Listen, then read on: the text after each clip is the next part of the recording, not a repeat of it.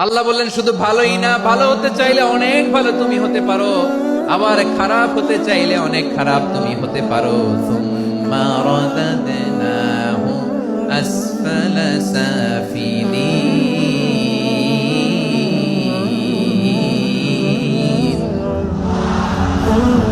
খারাপ হলে একেবারে খারাপ হতে পারো, নিকৃষ্ট হলে একেবারে নিকৃষ্ট হতে পারো, ভালো হলেও ভালো হতে পারো। সুবহানাল্লাহ। এবার আওয়াজ করে বলুন, ভালো হতে চাই না খারাপ, শ্রেষ্ঠ না নিকৃষ্ট? মানুষ ভালো হলে মানুষ ফেরেশতার চেয়েও ভালো, মানুষ খারাপ হলে সে পশুর চেয়েও খারাপ। কথা ঠিক কিনা বলেন? ভালো হলে ফেরেশতার চেয়েও ভালো, খারাপ হলে পশুর চেয়েও নিকৃষ্ট।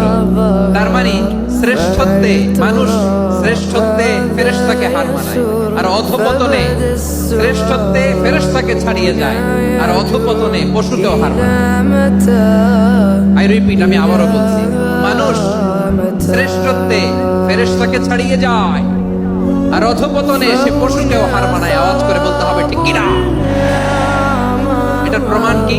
মানুষ শ্রেষ্ঠ হইলে যে ফেরেশতার চেয়েও সেরা, তার প্রমাণ কি?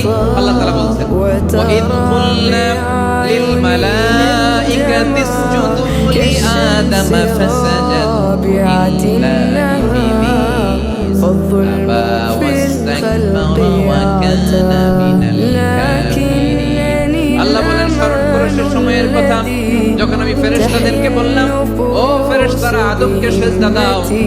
সব ফেরেশতারা সম্মানসূচক সিজদা আদমকে দিল, তারা আদমের জন্য সিজদায় লুটিয়ে পড়ল, একজন ছাড়া, তার নাম ইবলিস। আওয়াজ করে বলেন, তার নাম কি? সে অহংকার প্রদর্শন করলো, সে কাফের হয়ে গেল, বাকি সব ফেরেশতারা সিজদা দিল। সুবহানাল্লাহ।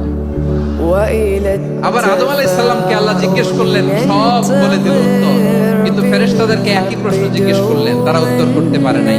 তার মানে এর মধ্য দিয়ে প্রমাণিত হয়, মানুষ ভালো হলে ফেরেশতার চেয়েও ভালো, ফেরেশতার চেয়েও মানুষের মর্যাদা বাড়িয়ে দিয়েছে কে? সব নূরের ফেরেশতা যখন মাটির আদমকে সিজদা দেয়, এটা প্রমাণ করে ফেরেশতার চেয়েও মানুষের মর্যাদা বাড়িয়ে দিয়েছে কে? তুমি মাটির আদমকে প্রথম সৃষ্টি করিয়া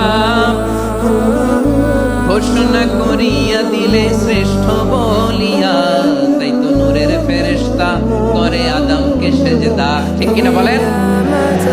তাই তো নূরের ফেরেশতা করে আদমকে সিজদা। সবার চেয়ে সম্মান দিলে মাটির আদমকে।